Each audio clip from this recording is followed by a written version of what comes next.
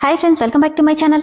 ఈ స్టోరీకి writer SNMR Sridhar గారండి. శ్రీధర్ గారి అన్ని స్టోరీస్ కి కాపీ రైట్స్ వర్తిస్తాయి. ఆయన పర్మిషన్ లేకుండా యూట్యూబ్ లోనే కాదు మరే ఇతర సోషల్ మీడియా నెట్వర్క్ లో కూడా ఆయన స్టోరీస్ ని అప్లోడ్ చేయడానికి వీల్లేదు. దయచేసి అలా చేయకండి ఫ్రెండ్స్. అలా చేస్తే లీగల్ గా చాలా ప్రాబ్లమ్స్ ఫేస్ చేయాల్సి వస్తుంది. అలానే ఈ స్టోరీస్ చదువుతున్న వాళ్ళైనా వింటున్న వాళ్ళైనా మీరు మరే ఛానల్లోనైనా శ్రీధర్ గారి స్టోరీస్ ని చూసినట్లయితే వెంటనే నాకు కామెంట్ బాక్స్ లో మెసేజ్ చేయండి. ఇది పూర్తిగా రైటర్ శ్రీధర్ గారి ఛానల్ అండి.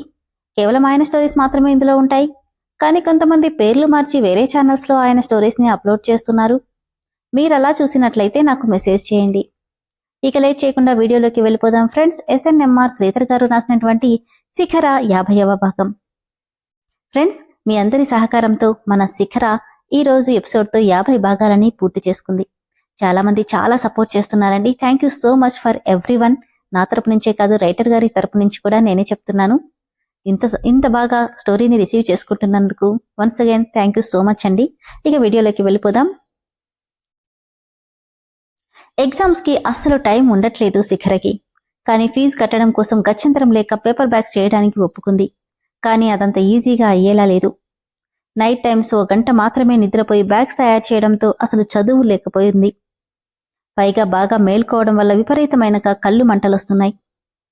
మొత్తానికి కష్టపడి ఎగ్జామ్స్ కి 2 రోజులుండగా బ్యాగ్స్ అన్నీ కంప్లీట్ చేసేసింది. సార్, ఇవిగోండి మీరు అడిగిన బ్యాగ్స్. మీరు చెప్పిన టైం కంటే ముందే కంప్లీట్ చేశాను. చాలా థ్యాంక్స్ అమ్మా. మీరు మిగిలిన అమౌంట్ ఇచ్చారంటే నేను ఫీజు కట్టుకోవాలి సార్. తప్పకుండా అంటూ డబ్బులు తీసి ఇవ్వగానే కౌంట్ చేసుకుని థ్యాంక్ యూ సార్ అని చెప్పి రిటర్న్ బయలుదేరింది. అటు నుండి అటే కాలేజ్కి వెళ్లి ఫీజు కట్టి హాల్ టికెట్ తెచ్చుకోవడానికి బస్టాండ్కి వచ్చి బస్ కోసం వెయిట్ చేస్తుంటే ఎంతకీ బస్ రాకపోవడంతో బెంచ్ మీద కూర్చుని అలానే వెనక్కి వాలగానే ఇన్ని రోజుల నుండి దూరమైన నిద్రమ్మ ఒక్కసారిగా తనని ఆహ్వానించినట్లుగా అవడంతో తెలియకుండానే నిద్ర పట్టేసింది శిఖరకి. 10 నిమిషాల తర్వాత తన మీద ఎవరో ఒక్కసారిగా వాటర్ కొట్టడంతో ఉలిక్కిపడి కళ్ళు తెరిచింది శిఖర. ఎదురుగా చేతిలో బాటిల్ పట్టుకుని సిద్ధార్థ్ తనతో పాటు తన ఫ్రెండ్స్ కనపడ్డారు. రేయ్, ఒళ్ళుగని కొవ్వెక్కిందా? కొవ్వా? దాని గురించి నాకంటే నీకే బాగా తెలుసు. పళ్ళు బిగబట్టి. ఎందుకంటే దానికి నువ్వు బ్రాండ్ అంబాసిడర్వే కదా. కొట్టానంటే పళ్ళు రాలిపోతాయి. అసలు నువ్వెవడివిరా నా మీద నీళ్లు కొట్టడానికి? మావాడేం కావాలని కొట్టలేదు. నువ్వు నిద్రపోతుంటే నీ బస్సు వచ్చి వెళ్ళిపోయింది. నిన్ను పిలుద్దామంటే తమరికి పొగరు బాగా ఎక్కువ కదా. ఎక్కడ పట్టుకుంటే ఏమంటావోనని వేరే దారి లేక నీళ్లు కొట్టాడు అంది సుజీ.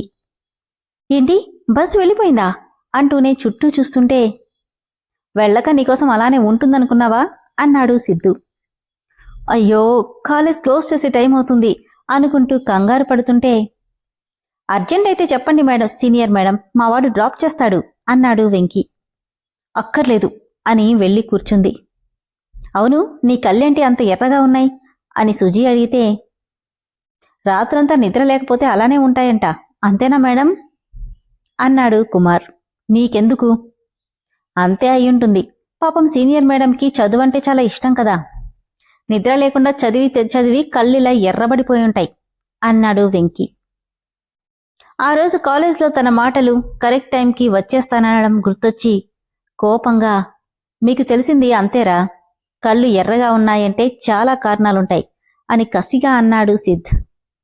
ఏంట్రా అవి అని సుజీ అడిగితే అవేంటో నాకంటే శిఖర మేడంకి చాలా బాగా తెలుసు కదా మేడం అంటుంటే తను అడిగినా చెప్పదు. నువ్వే చెప్పరా.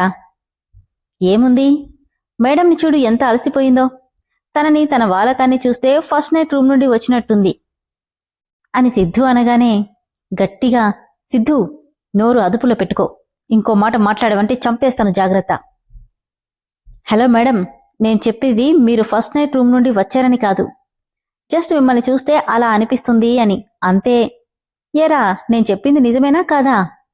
అంతే అంతే అని మిగిలిన ముగ్గురు అనడంతో ఏమరపాటుగా ఉన్న శిఖరని చూస్తూ అవును, ఈ బ్యాగ్లో ఏముంది అని చొరవగా బ్యాగ్ లాక్కున్నాడు. నా బ్యాగ్ అని లాక్కోబోతుంటే ఇస్తాలే, ఏముందో చూడనివ్వు. నా బ్యాగ్ నువ్వు చూసేదేంట్రా, ఇలా ఇవ్వు. ఏమనంలే అంటూ బ్యాగ్ ఓపెన్ చేసి కట్టగా ఉన్న డబ్బుని చేతిలోకి తీసుకున్నాడు. వామ్మో, ఇంత డబ్బా అని కుమార్ ఆశ్చర్యపోతే తన వైపు అసహ్యంగా చూస్తూ ఇదేంట్రా మేడం దగ్గర చాలా డబ్బుంది. దీనికోసం మేడం ఏమైనా చేస్తుంది. ఏం మేడం, అంతే కదా అంటే అప్పుడే బస్సు రావడంతో తన బ్యాగ్ లాక్కొని అదంతా నీకెందుకురా అని బస్సు ఎక్కేసింది. వెళ్తున్న తన వైపే చూస్తూ వెళ్ళు వెళ్ళు, నీ పొగరు దించడానికి ఎక్కువ రోజులు లేదులే అని సిద్ధు అనుకుంటే, తన దగ్గర అంత డబ్బుంది ఎందుకురా అని అడిగాడు వాళ్ళ ఫ్రెండ్స్. ఏముంది, ఎవడి దగ్గరకో వెళ్ళుంటుంది, డబ్బు బాగానే ముట్టజెప్పినట్టున్నారు అనగానే ముగ్గురు ఒకేసారి ఏంటి? అవునరా, తన గురించి అందరూ అనుకునేవన్నీ నిజాలే, నా చెవులతో నేనే విన్నాను అంటూ జరిగింది మొత్తం చెప్పాడు. ఛీ అవునా అని సుజీ, రేయ్ ఈ పిల్లతో చాలా జాగ్రత్తగా ఉండాలని వెంకీ అంటే, జాగ్రత్తగానే ఉండాలి, పదండి వెళ్దాం అని అక్కడి నుండి వెళ్ళిపోయారు నలుగురు. శిఖర ఫీజు కట్టి తన హాల్ టికెట్ తెచ్చేసుకుంది. హాల్ టికెట్ చూసుకుంటూ అమ్మయ్యా, దీంతో నాకున్న కష్టాలన్నీ తీరిపోతాయి, ఈరోజు పూర్తిగా నిద్రపోయి రేపటి నుండి చదువుకోవాలి అనుకుని సంతోషంగా ఆర్ఫన్కి వెళ్ళిపోయింది శిఖర. హయ్యర్ అథారిటీస్ మీద కంప్లైంట్ చేసినందుకు తన బిహేవియర్ బాగోలేదని, ట్రైనింగ్లో అందరితో గొడవ పడుతున్నాడని చెప్పి తనని సస్పెండ్ చేయమని ఆర్డర్స్ వచ్చాయి సాత్విక్కి. మీరు సస్పెండ్ చేయడం కాదు, నేనే వెళ్ళిపోతున్నాను, కానీ డబ్బుకి పాలిటిక్స్కి సాయం చేసే మీలాంటి వాళ్ళు ఉన్నంత వరకు నాలాంటి వాళ్ళు అనాథలుగానే ఉంటారు. నా కల సాకారం చేసుకోవాలని ఎంత ఆశతో ఇక్కడికి వచ్చానో, ఇలాంటి కుతంత్రాలున్న డిపార్ట్మెంట్లో నుండి వెళ్ళిపోతున్నందుకు అంతకంటే ఎక్కువ సంతోషంగా ఉన్నాను. గుడ్ బై అని చెప్పి అక్కడి నుండి శాశ్వతంగా బయటికి వచ్చేశాడు సాత్విక్. అనుకున్నట్టుగానే ఎగ్జామ్స్ స్టార్ట్ అయిపోయాయి. కష్టపడి చదివి ఎగ్జామ్స్ అన్ని చాలా బాగా రాసింది శిఖర. అందరూ ముందుగానే అనుకున్నట్టు ఎగ్జామ్స్ అయిపోయిన మరుసటి రోజే ఫేర్వెల్ ని ఏర్పాటు చేశారు. మొదట శిఖర వెళ్ళకూడదనుకున్నా అందరూ ఇంకో 2 రోజుల్లో ఎవరి ఊళ్ళకి వాళ్ళు వెళ్ళిపోతుండడం, తర్వాత ఫోన్లే తప్ప కలుస్తారో లేదో కూడా తెలియకపోవడంతో వెళ్లాలని నిర్ణయించుకుంది శిఖర. ఎవ్వరూ ఊహించని విధంగా ఫేర్వెల్ ఏర్పాటు చేశారు. అందరూ ఫ్రెండ్స్ దగ్గర, లెక్చరర్స్ దగ్గర ఆటోగ్రాఫ్ తీసుకుంటూ బాధపడుతుంటే, ఫ్యూచర్లో వాళ్ళు ఈ గొప్ప ఎత్తుకు ఎలా ఎదగాలో, ఏదైనా సమస్య వస్తే ఎలా చేయాలో గైడ్ చేస్తున్నారు లెక్చరర్స్ అంతా. ఉష, దీపికలని శిఖర ఒకేసారి హత్తుకొని బాధపడింది. ఈ కాలేజ్లో జాయిన్ అవ్వనప్పటి నుండి తనకి ప్రాణ స్నేహితులు. ఇద్దరిది ఈ ఊరు కాదు.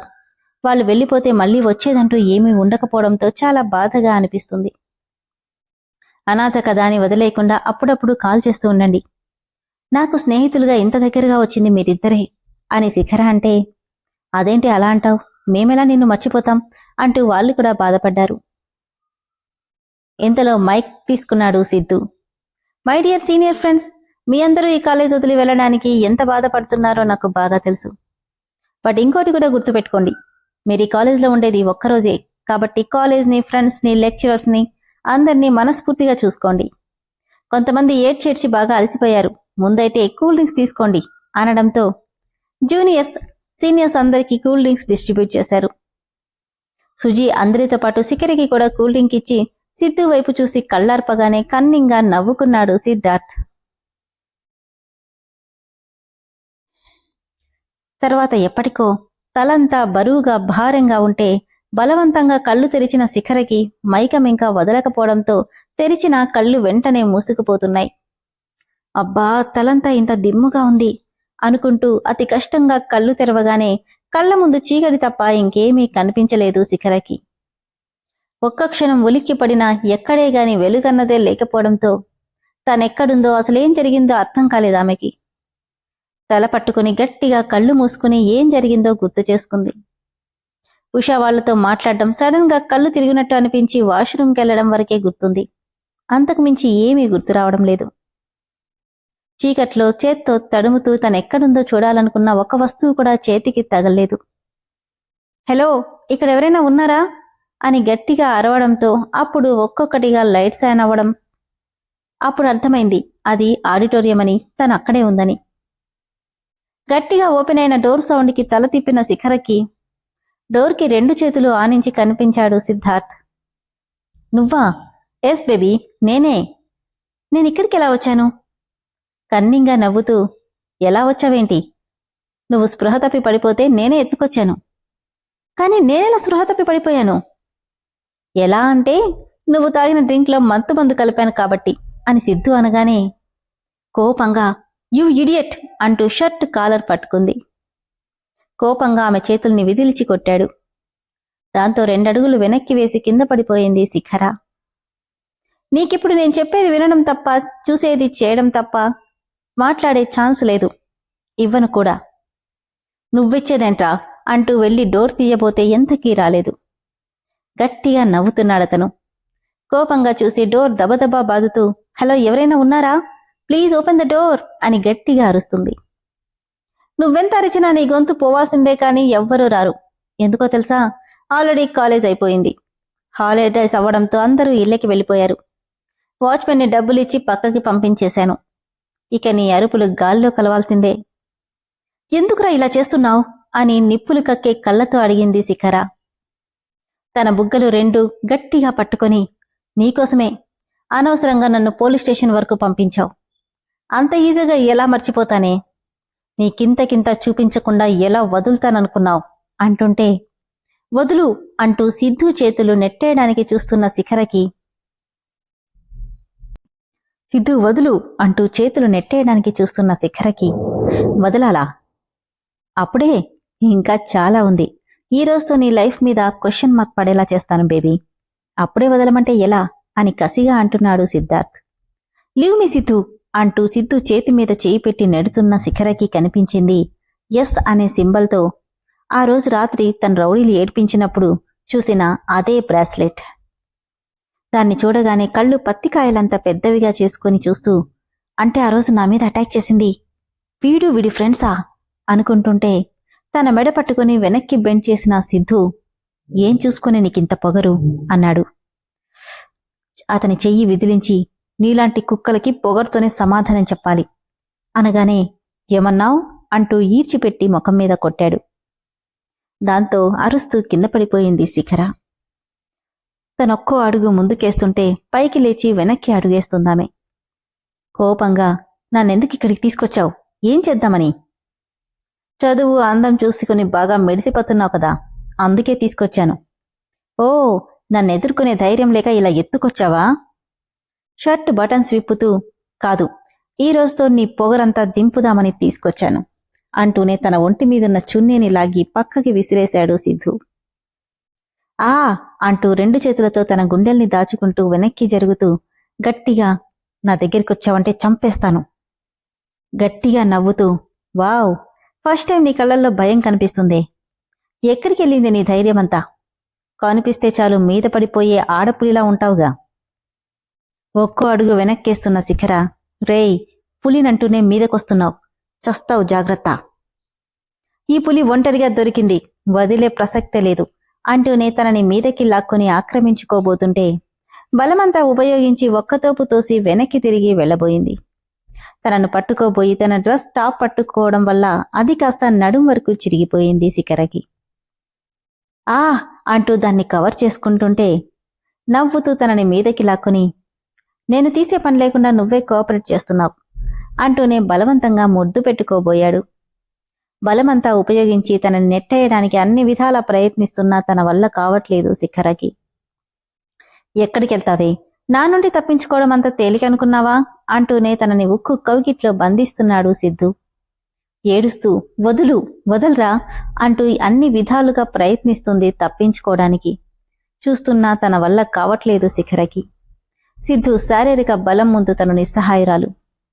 ఏడుస్తూ, వదులు, వదలరా అని గింజుకుంటున్నా తను వదలకపోవడం, క్షణక్షణం గడిచే కొద్దీ నీరసించిపోయి ధైర్యం సన్నగిల్లిపోతుంటే కళ్ళల్లో కన్నీళ్లు ధారాళంగా కారుతూ మెల్లిగా తన పట్టు సడిలించేసి అతడికి లొంగిపోయింది శిఖర. విన్నారుగా ఫ్రెండ్స్, ఇదైతే ఫ్లాష్ బ్యాక్. ఇంతవరకు చెప్పారు, ఇంకా ఉంది. ఎందుకంటే శిఖర వైపు నుంచి ఏం జరిగిందో, సిద్ధు సైడ్ నుంచి తర్వాత ఏం జరిగిందనేది మనకు తెలియదు, అదే తర్వాత చూద్దాం. ఇప్పుడైతే స్టోరీ ప్రజెంట్కి వచ్చేసింది. ప్రజెంట్ ఇప్పుడు ఏం జరుగుతుందో చూద్దాం.